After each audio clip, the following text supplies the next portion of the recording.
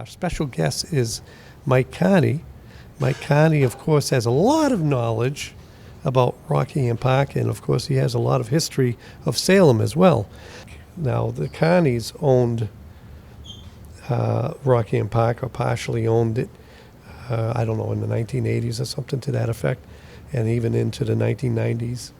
Are you related in any way, shape, or form? Yes, they're my first cousins. Like myself, they're Lawrence boys.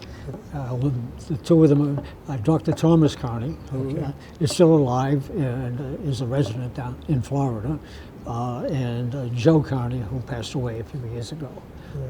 They bought the track along with two other people after the fire, and after 2 to 3 years after the fire. In fact, when the fire occurred, three of the four people that purchased the park later owned Seabrook. They offered to make connections to use the tote board at Seabrook for Rockingham to be able to continue racing and the thing, but Rockingham, the damage to the buildings and the things, wasn't able to do that. The old owners of Rockingham Park made a determination that it was in their best interest just to get rid of the whole property. I think Lou Smith had already passed away. The people didn't want to continue in the racing business. I see. So they sold it. And do you have any, I'm sure you knew Lou Smith in some fashion? Well, I met him several times, but very, just in passing kinds of things.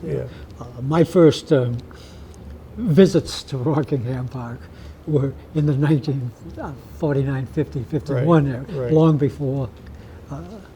Technically, I couldn't even place a bet. But I did. So why did you visit then? Well, we had people at Canterbury Lake Park. Would have outings. Some horses they would like to have bets put in, and would run down in the car and in and out and back to the park. Yeah, sure. We always talk about Lou Smith, but what about the Carneys? Get something to talk about on them?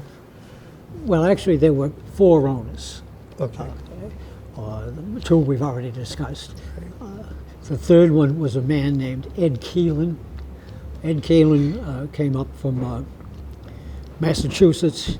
He owned, along with another person named George Carney, not a relation. They owned the Raynham Park. How did George come to be? George Carney and Ed were partners. They just happened to have the... When Rockingham Park became known that it was for sale, Ed Keelan joined the other people, and George Carney went on his own. He was also a bidder. He was outbid, didn't get it. It caused quite a relationship between the two, Mr. Keelan and Mr. George Carney. But there was people were buying large parcels of land in case they got the authority to have racing. In fact, there was a large parcel in Nashua, where the mall is over there now, was owned by the local people that did buy Rockingham Park as an alternative site. There was an option on all the land near Exit 2, on the right-hand side, which is now the park, the industrial park there. There was an option on there, but the town of Salem, in a March election, voted against having greyhound racing. Oh, is that right? Yeah. That goes back to the legalization of the greyhounds in the 1970s, long before the fire.